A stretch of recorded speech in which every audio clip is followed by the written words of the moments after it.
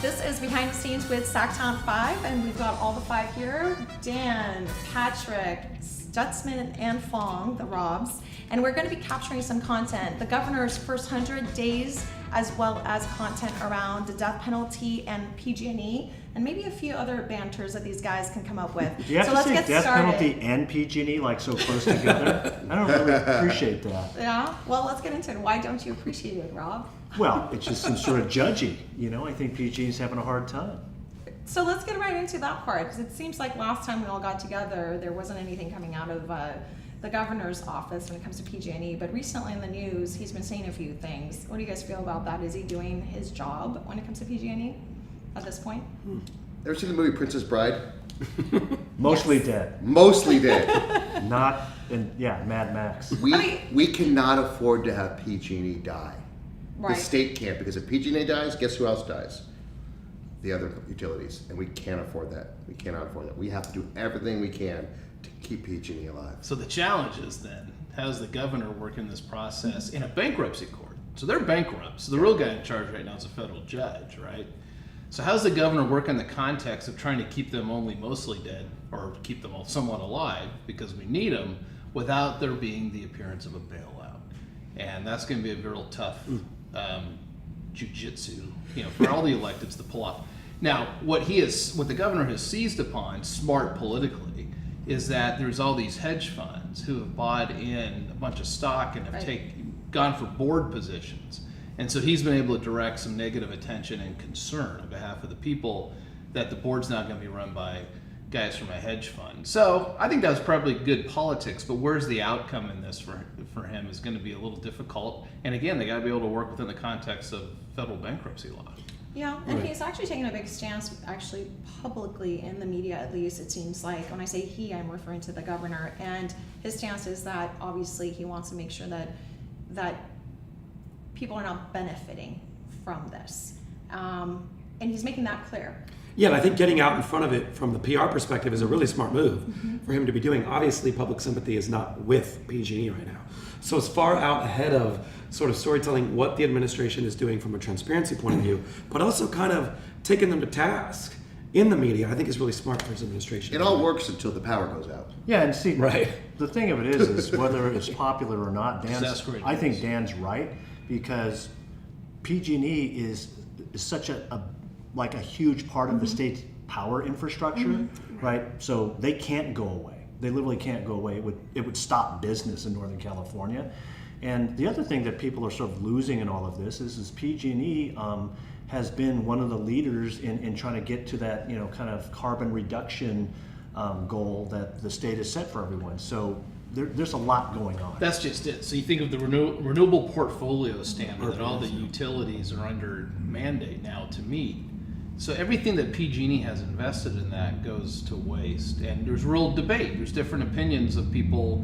If you ask experts, if PG&E goes away, will the state even be able to meet its climate change goals in the decade ahead? It would seem it would seem unlikely, and if they could, it's a world that we can't really imagine what It's that all would look like. connected and beyond what the media is even sharing. It seems like if PG&E, now that I don't know if that's even possible, were to go down, there are a lot of pieces of the puzzle that would just fall apart. But at the same time, is that a good mentality to have? Again, the thing that's sort of right now lost in all of the PG&E centric discussion is whether you're a public utility or a private utility in this state, the inverse condemnation puzzle still exists. It didn't get addressed last session. It's still out there, and whether you're a public like SMUD or a private like Semper or anyone else in between, it's very, very worrisome because everyone's one fire away from this kind of fate. Right. And I worry about Sempra, I worry about Edison, and Edison for sure. again, when you turn on the lights and they don't go on, that's when the public realizes we got trouble. Right. And they blame politicians that are in charge. Trust me, the governor has to own this on his own, and he will own it. And I think he's trying to relieve it, but he does not come out of this with the power not working in any good light. And he's now facing with something that's not as exciting, and it's not gonna, it's very controversial, and I guess that's what the governor's job is at the end of the day, to govern. Well, yeah, you get to talk about all the things you want to do. We've seen a lot of that already with this governor, but at the end of the day, you really get judged by the stuff you have to deal with. Exactly. They don't want to deal with because there's no one else to deal with it. It's part of the job. PG&E is kind of the first flaming bag of whatever on his front doorstep that he's going to have to deal with. I heard the Senate's got working on some stuff with him. That's the rumor. And the Assembly's right behind him. So. Well, we'll continue to keep an eye on it because I don't think the end is here yet on this topic. And as we do more of these behind the scenes content, we're going to keep talking about what the governor's been doing and the impact with all the discussions around PG&E. We were just talking about death penalty and PG&E. We decided to do PG&E first. Good choice. Let's talk about death penalty really quickly. Obviously, a hot topic in the news. There's been a lot of content in media here in California, as well as nationally. I mean, it's been a big one because from what I've been reading, it's not necessarily, it's an executive order. And a lot of people don't really understand maybe the difference of what it means. Is it permanent? People are asking that question. What does it mean to California? I mean, I believe that we're the 4th state that recently got added to the list of, I think, Colorado, Oregon, and Illinois? Colorado, Oregon, and I actually had the other one. Not Alabama. Illinois has it. Killing everybody. How many guesses are we going to have here? Like, keep going. None of those are on there. I believe it was, if I'm not correct, one of you has to guess this correct. Illinois has a moratorium on it for the past 7 years. You believe that? I think it was, Yeah. let's see here. Governor did it. Well, you 2 governors ago. Well, you do realize in California, voters actually repealed it about 3 years ago. Whoa, repealed. The death penalty. Or No. what do you say? Yes, I agree with California that. can Yes, we repeal repealed it. No, I'm not repealed, excuse me. repealed, They voted. failed. Yeah, They voted. So that's 2 To years not ago. repeal it. Right. So 2 years ago, the voters affirmed the death penalty. They did Right. not repeal it when it was Right. on the ballot. They also passed a measure in order to speed up the way the process would work, to try to make it work better for prosecutors. That's the high-speed execution. That's the high. So this is sort of in the face still of slow moving. Exactly. This is in Yeah. the face of So that. the This is high-speed in rail the to the face chair, I get of the voters affirming they want the death penalty. The governor has used his executive fiat to temporarily not implement it as long as he's governor. That's what's happened. 737 people on death row, and he has used this executive order to basically put a halt on it for now. But at the end of the day, it's the California voters who get to repeal it, not the governor. Correct? chose not to, so right. that's the. And by the way, I found that Pennsylvania, Quakers. so, Colorado, Pennsylvania, Nonviolent people. Oregon, Yeah. and now California, Pacifists. 4th state. I have a memorandum. Moratorium, excuse me, on this. So we're the 4th state, and what does it mean to California? What is the mindset about this here in California? I mean, if the voters are on one side of the table about it, and the governor's choosing to use, his personal beliefs on it, what do you guys think about that? I agree with him. I 100% agree with him, and I'm totally emphatic about it. He's a governor who won by 25 points. Yep. And if you're not going to take that lead out for a ride every once in a while for something that's socially the right thing to do, then I don't know what else to do it for. I agree. But I'm a lefty. Well, and leveraging his obvious popularity for sort of a controversial point of view, I think is what makes it risky, but also what makes it admirable. And frankly, communities of color, I think, which are disproportionately affected Right. by these types of laws, are really excited about it. Mentally ill as well. That Mentally was ill the as other one. well, So yep. they're the ones that are impacted greatly. And there was a statistic that I actually read that said supposedly 1 in 25 on death row are actually innocent. Statistics. Well, So- then why are they there if they're innocent? Well, again, the misrepresentation. Not of a- the- not a here's the perfect thing. system. So here's the problem with, no matter how you feel about the issue, here's the problem. It has everything to do with the way the governor did it. We've already established the voters have just affirmed this as of very recently. They even proactively wanted it to be run better. What the governor did was out of nowhere, with no real consultation of the victim community, decides he's going to just do a moratorium and then take some type of moral high ground on the thing. Look, if you work in law enforcement, the victim community is sacred. So think about it. You had families out there that found out by listening to the radio news that night that the murderer of their loved one had been essentially had their sentence not commuted, but a moratorium on them being facing the death penalty without ever being consulted. So the governor's fault in this was process related. And he's been creamed by liberals on this. George Skelton, who's a pretty liberal columnist of the LA Times, excoriated him for basically flipping his whatever, I'd say the bird at the will of the voters. And sure, he ran for governor and had a landslide, Dan, but he never campaigned on this issue. In fact, the only thing that can be found on record on this issue is a campaign spokesman saying some time ago that he would uphold the will of the voters, the law of the land. So, we're seeing signs of someone that really loves their executive power and wants it to use it however they want, which is certainly his legal right to do.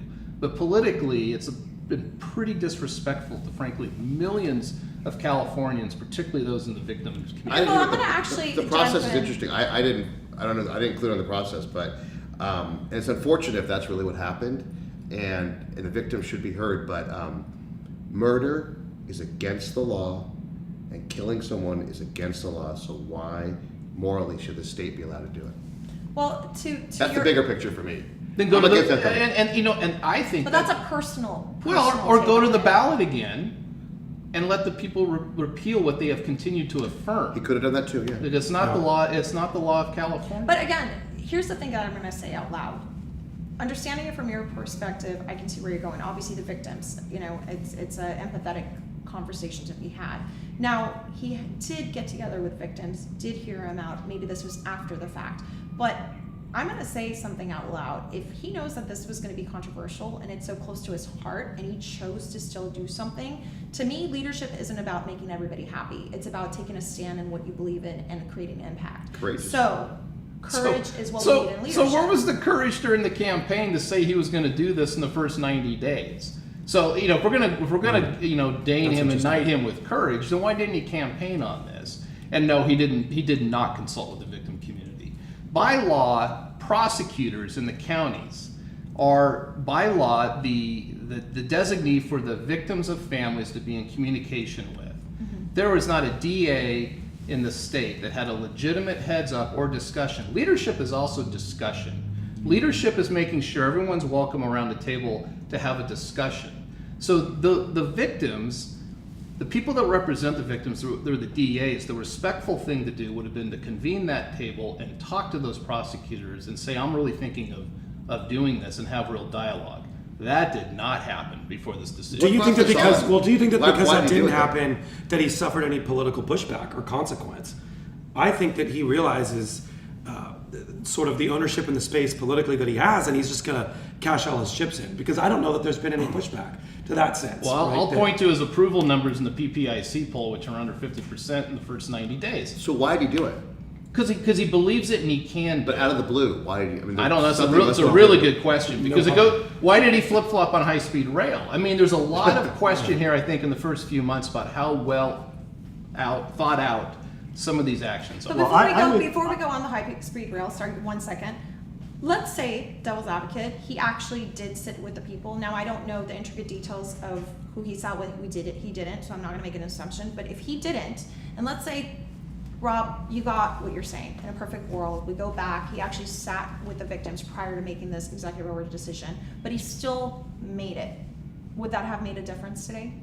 It would have helped, yes, because it wasn't so disrespectful to the victim community. So the idea here is to have heard the victim community and been And here's the thing, and then he goes on to pat himself on the back tour, right? He Right. goes and sits on the couch at the View and talks about what a wonderful Kinda like thing our he's done, couch. kind of like what we're Yeah, doing yeah. here. And again, so this embellishment of what he did just makes it worse and worse. Then he misrepresents what it really meant, saying that he would have had to review one of these cases every week and didn't have time to do that. Mm-hmm. That's not true. There's only 35 of these that he probably would have seen in the next 4 years that he's in office. And he talks about how it's disproportionately applied, that there's people that are innocent. Well, so now he's just left all these innocent people, if he really believes that, in prison for life. The way you get to the bottom of those cases is when they come to you in a clemency request as governor, and you spend the resources with your legal team digging into those cases. He's not doing any of that. So first Well, 100 days, go ahead. my bottom line Yeah. is, I get that this may not have been the most political thing to do, Mm-hmm. but from my standpoint, death penalty is wrong, it's immoral, it's not a deterrent. I guess if you just want to feel better because you're, punishing people who maybe in your mind deserve to be punished, that's one thing, but I don't believe that, and so for me, Gavin gets high marks for doing it, so, but I get But it. we're crazy lefties. Well, we are, and we are California, again, it's a. No, but to Donald Rob's Trump point, tweeted, California though. voted on it. Right. So, We're not Pennsylvania. So we that's had for a sure. we had a Donald Trump tweet on it. I don't know if you guys remember. He actually took a stand against what our governor did and said, Which Gavin wanted that. which obviously Which is a win for Gavin. That's That's a win. No, it's all pro wrestling. He and Yeah. Gavin Right. talk at night, Yeah. decide how they're going to fight each other the next day. Yeah. Because it Who's- works for both of them. Always conclude on a up note and bring up a Trump tweet, right? On Or these wrestling. questions. And always bring it wrestling. for Dan. Or wrestling. Why not both? Maybe on our next show we'll actually do more But Trump who's Hogan and wrestling who's tweets. Macho so. Man in that scenario? Yeah. So You're digging yourself down. So we want to keep an eye on this topic. Obviously, is this going to end up going to the voters? Do you guys think it will? Is this going to be something that we're going to put on a ballot in the future? Well, it will take the legislature could put it on the ballot, Right. and then a bunch of Democrats who, now there's so many of them in Right. moderate districts would have to vote to put it on the ballot. I'm not sure they're anxious to do that. I don't see 2/3 of them putting it on I the don't. ballot. But even Here's even if it made it to the ballot, Yeah. I feel like voters would agree with Gavin at this I point. totally agree. So there. even if it were to make But it to here's the the ballot funny again, part, which Why do you guys Two agree with thirds. that? Why do you guys agree with because that? because Gavin because I don't think it was has- really discussed last time. I don't think it was Yes. really known Yes. that wasn't a sexy ballot initiative or Yes. whatever. And it I was- feel like I'm if not we're taking my talking about- chances. I'm and sticking with you know executive what? order. And there's a ooey. One vote. And by the way, there's Telling you. a Gavin factor here too, right? There's a charming Gavin factor here in California now. We feel it here in Sacramento because we're here in Sacramento. But I think if it ended up on a ballot, I totally agree with Patrick. I Yeah, I think don't- people would, because it's Gavin, I think it would definitely. Well, and the more that you make a talk about it, difference. the more invigorated liberals feel statewide, in particular because of what's happening at the national level. It sort of always becomes a screw you to Trump, right? Right. So I think they're engaged. They're going to come out in mass, and I think Gavin's decision would hold Different up. times. Death- Different times. Here's the thing: you're giving Gavin way too much credit. Again, go look at his approval ratings. People are kind of, they're still kicking tires. I don't They're not- think let me it's- finish I don't that. think we They're- should go to They're the not in ballot. love with him. But if you go back to the ballot, if you go back to the ballot with death penalty, Right. Yeah, this is all fine. It's wrong, and you could PPIC ask the question: would you rather have life in prison versus this? But as soon as you put cop killers and baby killers up in those ads that are going to be let out, sure, It's I'll how go to the it's ballot done. again. Let's see how that shakes You out. heard it from the They're not getting spin out. doctor himself. The spin doctor just spoke. So. Well, those are the real consequences. Yeah. What's the guy's name? Peterson? Lacey Peterson's killer? Sure. Yeah. So moving from that topic, and again, we'll continue to watch to see if this ends up on the ballot or not for future content. But the next topic, a hot one, a very hot one, and I want actually, Stutzman, if you can take it on, because I think you have a little bit more input and thought process here going on, especially with the Gammon side, is the Is this high-speed climate rail. change? Oh, high-speed rail. Do you believe in climate change? Let's Oh start with my that. gosh. No, high-speed rail. Well, you have to. You worked for Arnold at one point. I would assume so. What, high-speed rail? No, on climate change. On climate? Oh, sure, climate change is real. Well, there's a Oh. Republican who just admitted Quote to it. Well done. Stamp now let's talk about high-speed rail. What is I don't think going any on in less that of you, I space? think more of you. And here's the funny part. Fong and I were just talking about it before before you guys showed up, and we were talking about the fact that Merced and what was it? Merced to Bakersfield. To Bakersfield will have high-speed rail, Hot right? corridor. We're continuing. Who takes, no offense, high-speed rail? Don't you know what I'm talking I about? do. San Francisco, LA Well- makes more sense to me. But again, Not if you've ever stayed in Bakersfield, because you're thinking, High I would speed actually out of move it. to A Merced fast train as out of quickly here. as possible. Whereas LA, San Francisco, it's kind of a wash. yeah. Apologies to the delegation from Kern County. So the idea, infrastructure is There we already go. being laid in, Yeah. in the valley for that connection to take place. The idea to defend it is if you get to Merced, you can then take additional rail into the Bay Area. So it allows people down valley to commute, frankly, into the Bay Area. That's the way the state works now with cost of housing, etc. But it was never going to be implemented as ambitiously as Brown kept Right. pushing it, Right. right? So Newsom, in his State of the State back in January, seemed to very adroitly pull the thing back.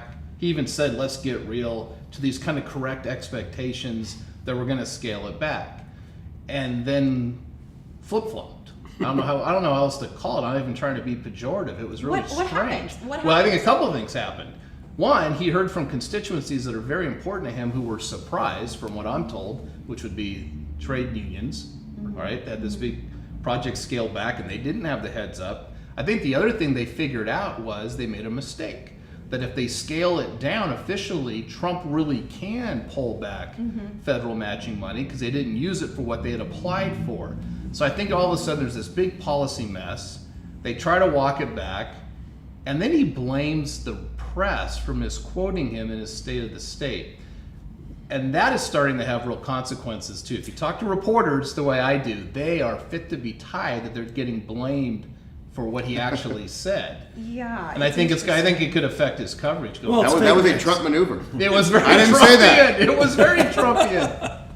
So Build the wall. I Fake never said that. news. Fake news. I didn't say Exactly. scale it back. I didn't say wall. And that's actually an interesting point. His relationship with the media and all of this, and also the fact that he scaled back. Now, but the high-speed rail piece. So, do Californians want to see high-speed rail? So, how much was the cost? We said billions of dollars, right? We were talking about that earlier. Well, the Well, LA to that's- San Francisco was supposed to be about 77.3 billion, but probably come in higher, if I had to guess. And it passed overwhelmingly initially. People were really excited about it, really here for it. I don't know that, given the choice again, with that same budget expectation, the vote would have turned out Well, the we're same. 30 billion over what the voters Right. approved, Right. and that's before we go a few more years and it gets. I mean, why can't I just holler at Southwest, right? Like, Southwest. I don't need Sacramento, the whole. straight, no drama. It seems like a Won't take lot. whole day, yeah. I support the Hyperloop. The Elon Well, Musk seriously. Hyperloop. So, but this is a great point, right? Yeah. It's like Jerry Brown, who was the futurist when he was governor in the 70s, like an Moonbeam. astronaut in the office. Yeah. Really then hangs on to this old 20th century technology the second time around when he's an older man, which is fixed rail. The future of transportation is probably not fixed rail systems. It's going to be things like Hyperloop, at least for cargo. I'm not sure. Yeah, right. When it comes time for humans, Sounds a I little say scary. you go first. Yeah, exactly. I'm right behind you. We now have cars that self-drive. And that's just it. You know, So as an example, it's going to yeah. be, we're going to be subsidizing pods for people to go get Right. in and move around in the decades to come, not put them on rail systems. And it seems like in California, as progressive as we are, and with population growing immensely, traffic, congestion, with everything going on here, people having to commute for work, etc., cost of living, all of these are major factors when it comes to, obviously, any type of transportation when we think about transportation and what we're going to invest in for the future. And if we know that it's going to take years for various reasons and a lot of money, and most of the time we're budgeting a little too low. I mean, 30, what did we say, 30 million or 30 Billion. Billion. 30 Over. billion over. Those are real numbers we're talking about here. That's Now, if we take it from the So- tunnel project, then we have plenty of money. But if we're going there, why don't we have the partnership of the private sectors like the Elon Musk's, for example, and come to the table and create something that is futuristic, that a $700 and whatever billion project does make sense, that we're going to actually be advanced here in California. Why are we not doing that? Why are we thinking backwards, not forwards? We're just not that good here in California on transportation. I don't know why. Why? Well, we don't do Why? public weird. private partnerships. Why? Well, some of that is to go back to the aforementioned unions as part of it. But even Villaraigosa tried to go public-private at the end of his term as mayor of LA in order to finish the Right. subway. And Somebody to see. Yep. So, I mean, we have a little bit of it in California on some roads that have been privately built. And of course, then people pay to go on those roads. So there's public-private concepts that would probably work for a So lot of why us. are we not looking at those closely? I mean, again, Governor Why- Gavin Newsom, he likes to obviously do as he wishes. I except can for tell what you we talk that about. Mayor Steinberg and I just got back from China, and we Yes. saw some Oh, I amazing, bet. amazing public transportation solutions that are all electric, and they have monorails of different sizes. I mean, there's They have less bureaucracy there. Oh, here we go. So does that mean by here hearing that you and the mayor of Sacramento were in China looking at these projects. Does that mean there's hope for us here in regards to? Well, I can tell you that there's high interest on the city's part in like partnering with a lot of these companies and universities, you know, with Davis and SMUD and everyone, and really kind of, you know, bringing the best that there is out there here. So we are an emerging market here in Sacramento. That's what a lot of people are referring to us as. There's so much happening in our backyard, especially downtown. Totally. I was emceeing the Economic Council of Greater Sacramento just a few days ago, and the energy around this and the support, even the politicians who were there, we're extremely excited about the future of Sacramento and what we're creating here. I So if want to that's see the you case, on a why scooter, aren't we- because then I know that things have changed. I rode a scooter Well, Saturday. I rode a I'm scooter here so down. today. There you go. But to piggyback on what You you were were saying, still stuck in traffic. well, it was a nightmare. There's But no to traffic piggyback in a on scooter. But to piggyback on what you were talking about is that people my age and even younger, I'm trying to live a carless life. Right. As quickly as I can get there, the better. And so, to some extent, rail transit is still effective in that mentality, right? If I can get to the Bay Area and not have to get behind a car, I'm totally happy with that. Literally. Or Merced or Bakersfield. But I will go out of my way. Gig cars, ride-sharing Yes. programs like Uber and Lyft, bikes, jump bikes, all of that sort of stuff. You live like a Bay Area person. I do. say Well, and that. I They think have that that's You the can trend. get to San Francisco on rail, and it's beautiful. Right, exactly. Okay, Trulier Exactly. has my actually taken the train to San Francisco. I love Of it. course. I take it to Berkeley. Okay, love it. But I've been in situations where it's taken so long to get there, and the cost of it's gotten expensive, like to go there. Now, the convenience of it is fabulous, but I'm looking at it and saying when I go to New York or other cities, big cities, everything is much faster. Everything is much more efficient. Yeah. Why? I don't know. I know a lot of friends that tweet between DC and New York on the Acela, and they're pretty ticked a nightmare. off about It's an hour and a half. Trains you have to and live your delayed life and- on a rail. Yeah. All right, well, let me put it in a little bit of perspective. I pay a monthly pass for Capitol Corridor, which takes me from I Street here in Sacramento to San Francisco. It's $550 a month round trip, all month. I can use it every day if I wanted to. That's way cheaper than parking, Right. than insurance, than a car payment, Safer. than tickets. It's safer. I can drink on the train, You can which work I'm on gonna the do. train. I can work on the train. Yeah. So it makes total economic sense. It's better for the environment. Yeah. And it's efficient. Now, Yeah. is it always as time sensitive as I need it to be? No, but neither is necessarily sitting in Bay Area these traffic. days, On a absolutely. smaller level, I heard a rumor they're going to put a driverless rail through Stockton Boulevard.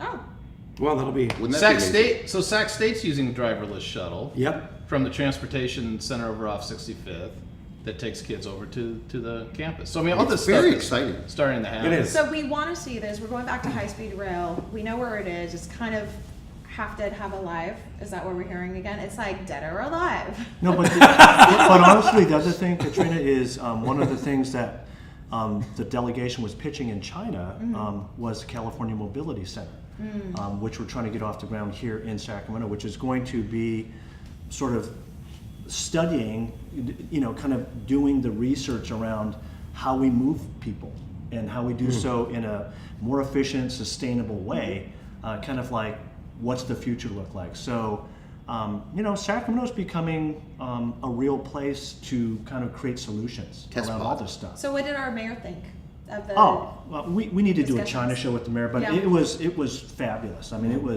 he was a big star in China. We were incredibly well received, and you know, I don't want to get in front of him, but we'll be announcing some really cool deals that came out of the trip. Well, you heard it right here that there's going to be some interesting information coming out from hopefully the mayor's office very soon. Rob, you're going to be the first one to report all this for us, right, on SacTown5? You actually have Absolutely. some great pictures we're going to be posting about the China trip too. So excited for that. I guess that's a wrap up on the high-speed rail piece, unless anybody wants to add to it. But the final component of all of this, primaries. We're talking about 2020. We're talking about who's in. We have 2 names so far as of, I believe it was yesterday.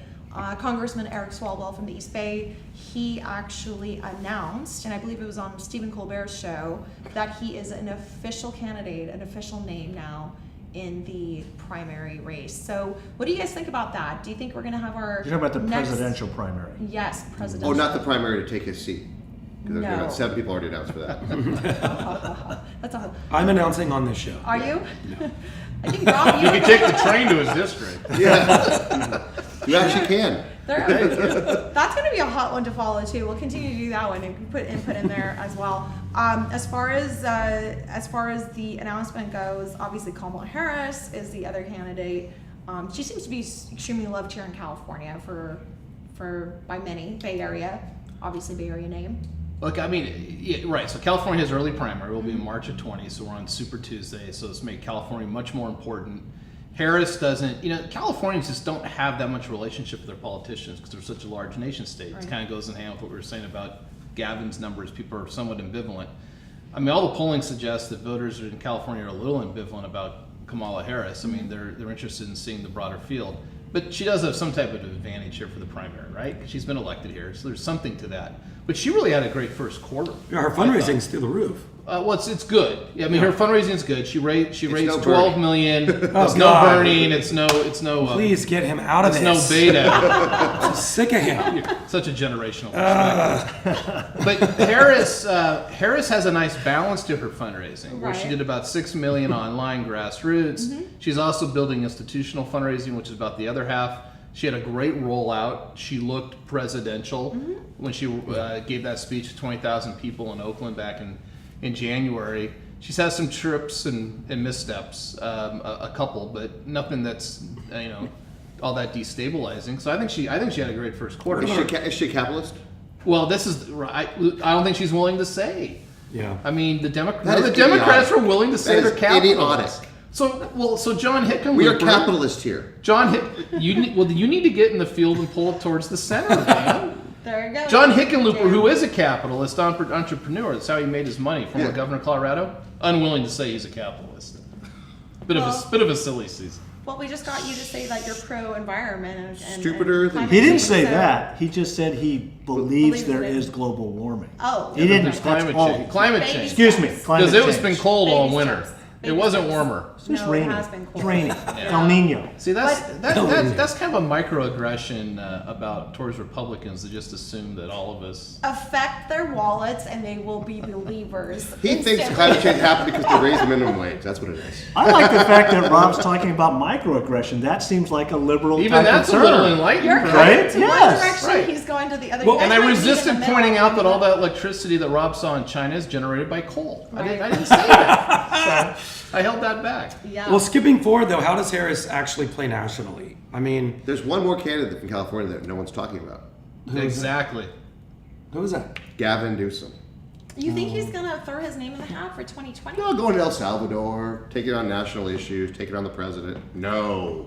I don't think 2020. If anything, maybe 2024. I don't see 2020 being the one. He's just so new in his current position. And like you said, the polls, like you said, there's some major issues. You don't just go jumping from this to that when you haven't resolved. People want to see resolution. Especially a first-term senator from a small state like Illinois. Yeah. Well, Obama's a unicorn. there is a unicorn. Bury But Obama. But Gavin does have the Kennedy effect in some circles too. So we'll Oh. see. That's what they say. That's what they Trademark. say. I mean, that's what I'm hearing too. But going back really quickly, two candidates. We talked about Kamala Harris. One thing I wanted to ask you actually, Rob, was do you believe that she even has a chance to go up against Trump if it gets to that point? Look, no, I mean, and I'm happy to point out what I think are the flaws. I think she was actually overly cautious and not all that impressive when she was Attorney General of California. But I think she's built to win the Democrat nomination process because she can directly appeal to women based in the party as well as African American. The other candidates who haven't had good quarters was the other African American candidate, Cory Booker, and most of the other women in the race. So the natural advantages as a female, black female, really could play to her. Then she's doing all the other things to build a real juggernaut type of campaign. And absolutely, she could beat Donald Trump. The thing to remember is there's kind of this notion that the Democrats need some type of white moderate to win the upper Midwest. That's kind of the Joe Biden theory. Uncle Joe can talk to those disaffected white guys that voted, for Donald Trump. And white women. Well, that's part, and so that might work. That's fine. But what really happened in those upper Midwest states is that Hillary Clinton lost because urban voters, a lot of black voters, didn't vote in states like Wisconsin, Pennsylvania, and Michigan. So it's almost on the natural that a Democrat should be able to beat Trump. in those states again. Because again, he didn't win them. What about all the Russian voters? Yeah. The Russians But who's quickly being registered in who's leading Michigan. the polls? After, Where are they registering this time? Right. That's what but I wanna who's know. leading the polls now with African voters right now? Joe Biden. Joe Biden. Yeah, Joe Joe Biden. Biden. But Joe Biden's leading with all categories at the Yeah. moment, right? So I just at the end of the, I mean, Biden-Harris. South Carolina That's is the very ticket. important on the in the map. That's a powerful deal. That's the but ticket. what about Eric? I mean, Eric's been in the news. Swalwell, our Secretary of congressman. Homeland what Like, about Eric? Well, I mean, he just announced that might- he's been raising money. He's been going to Iowa. He's been doing a bunch of things. We can't discredit So is his, that. growth. He's on the CIA committee, Judiciary Committee. He's been involved in a lot of the major. I mean, Nancy Fangirl. I mean, he's no Pete Buttigieg, but Oh, But that's Bay who we need to be Area, talking about. yeah. My gay, ex-military, eloquent candidate. He is Also the most interesting unelectable new on candidate. nationals. But I mean, this kind of makes You said he's. But that's why You said he's he's ex-gay lying, right? and Right. No, ex-military. he's former military. He's gay. Oh, okay. Not He's ex- eloquent. Got it. he's the mayor of the Ex-gay, city the same size ex-military. as Fair Oaks. Yeah, well, he's But it doesn't Probably one of the most matter well-spoken. sometimes. Yeah. But he is in a city that's very, very, very Catholic. Yes. Very, very It's interesting. pro-life. Well, he's been the most interesting candidate. Yeah. Right. I mean, yeah, but he's not electable on a national level. I don't know. I don't know if I agree with that. I do. I think. And I think it'd be If fascinating. somebody ran his story and pumped him up and put like there could be a very I'm telling fascinating you story. I that have to he agree with he Cecil. has Democrats like that shit. he Yes. is the Yeah, most. but Republicans he- hate that Hate shit. that. Yeah, but it's Here's about what's the here's what's Democrats going to take unnoticed. He has the most genuine faith story of any candidate running. So who won the evangelicals in 1976? Not the Republican. It was Jimmy Carter, because he had the more compelling personal faith story than President Ford did. Even though he had come to a Christian faith, he was just very private about it. I'm telling you, there is something that culturally Mayor Pete turns on its head if somehow he is the nominee. That To would go be right at the evangelical base, But he's losing the Christian USC base vote, of I Trump. Well, the USC vote, you can only get the USC vote if you pay $50,000 per Yeah. voter in order to get access to the USC vote. That's a Notre Dame USC thing. The college thing. Oh. Aunt Becky, R.I.P. speaking of current issues, yeah. But do you guys believe that Trump is actually potentially going to lose 2020, or do you think he has a very good chance of winning? Because I'm hearing both sides, and I've heard. I mean, you'd be crazy to try to run against him in 2020 because it seems like he still has, a lot of favoritism backing him up. People voted for him. Those people, you don't think they're going to show up and vote for him again? Well, they might, but again, I go back to it's about who didn't show up to vote for Right. her. Yeah. Those voters are going to show up, and in most likelihood, are going to show up and vote for the Democrat. Here, let me put it in perspective. Mitt Romney got more votes in Wisconsin and lost to Barack Obama than Donald Trump got, Right. and beat Hillary Clinton. Didn't turn I out. can't say that Hillary lost. But He she's didn't still, win. He that's a didn't little win. slippery slopey because she had 3 million more votes in general. No, but the Well, no, problem it's is called in the the big In the electoral big college. states where Yeah, she That's was still a thing, right? It's That's still still a a thing. thing. It It's was still the a undervote. constitution. But I think that, Yeah. but I think that just sort of suggesting, and she's a very polarizing candidate. There's no doubt about it. Right. She campaigned poorly in states that she needed to do better in. No doubt about it. However, there's a lot of people that deny about how much they actually truly support Donald Trump. When they were polled, there was no way he could have won. There was no way that he was going to vote for them. Such a So shock. I'm not. I sort of tend to believe this Joe Biden theory. That we need an older white guy that can play in those middle states in order to compete with Trump, because Don't I get me- actually think his base is a lot more. There's a lot more of it than we know because they're We unwilling need to admit it in Democrats to polls. vote. If Democrats vote, Democrats win. If Democrats don't vote, we don't. So do We Democrats allowed have Donald to- Trump to win the election. Democrats have to show up, be excited. They got to have the Obama factor. Like in 18, basically. we showed they up. have to have that Well, excitement. Trump is the around Obama factor, right? candidate. People Yeah, are so it's upset different that they're going to come dynamic out to vote because- against yeah. Trump. Right, but my point is Right. the Democrats need somebody who they're super excited and they're going to actually cheerlead around. We have to it. fall in line. We don't Actually, fall in line. they need And someone not they're just segregated. okay with. At this point. At this point, they're But going to come couldn't out and that- vote against. But couldn't that person So we in other love be words, the VP? Hillary, please don't run again. Well, couldn't that She's somebody not we running. love be the I know. VP? Meaning, if it is a Biden, couldn't we have the energy like the Harris? There's the never been Booker? energy in the VP in the history Well, of the United but- States. Well, Sarah Palin injected a lot of energy into that VP race. She They did. called her what? She garnered a lot of They're headlines. not vice Did president. they win? Right. they Is she did. vice president? But again, the unicorn. No. The Look, but unicorn. this is what Harris. I think Harris is on the ticket either way. gotten to this point. I do too. I do too. That would be an interesting one to see who the The other. Buttigieg Harris. But the thing that we're not talking about too is the potential Bernie spoiler, which I do think also affected Hillary's loss. yeah. I really do. We're not talking about that. Yeah. I mean, Bernie stayed in the race Separately. way too long, Yeah. and frankly, split a lot I think of the he's party still So vote. is the in it. Democratic Well, he's- Party going to get? Yeah, he hasn't conceded. Are they gonna? Did they learn from that lesson? No, because he's right back in it. But my point is that's the problem. If Right. the Democrats come together and unite on their candidates early on, that's when I think. But that wouldn't we be have a democratic chance, a of good us. Is chance. Bernie the candidate? Could he be the candidate this year? I don't know He if could be, Bernie- and that's Trump's Bernie- best chance. I don't know if Bernie has the same dynamics as he had in 2016. 16, Good point. he was the alternative. Timing. There are 17 other alternatives now, And counting. and counting. We yeah. haven't even talked about Beto and his Beto-gasms. Well, Yeah, and Texas. Beto's football. real. And let me tell you, he has beautiful teeth. You know, I know that because I saw his Because demo with him. he live Do streamed do it. people vote on beautiful teeth? Like, is that a Well, thing? I We don't know. may find out this year, and Bernie better hope not. In the end, if Democrats vote, Democrats On a win. fluoride stage. This is like a tax session. Who's next? Who's next? Who else Well, do you here's wanna take on? here's a great way to wrap this up.